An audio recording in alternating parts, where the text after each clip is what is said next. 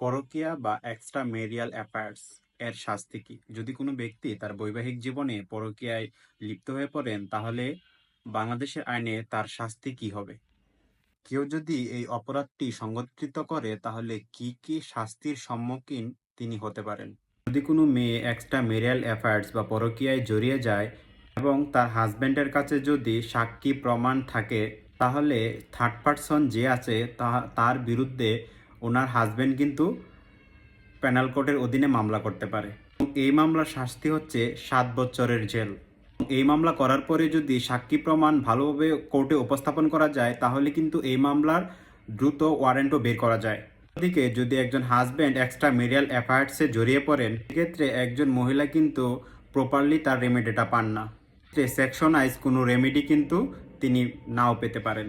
সুতরাং extra ম্যারিয়াল affairs অথবা পরকীয়া ঘটনাটি ঘটে যাওয়ার পর সবচেয়ে বুদ্ধিমানের কাজ হবে এই বিষয়টি সমাধানের চেষ্টা করা। আর যদি বিষয়টি সমাধান করা না যায়, তাহলে এই বিষয়টি থেকে বেরিয়ে আসা। কারণ অসুস্থ একটি সম্পর্কের মাধ্যমে কখনোই ভালো কিছু আশা করা যায় না। ধন্যবাদ।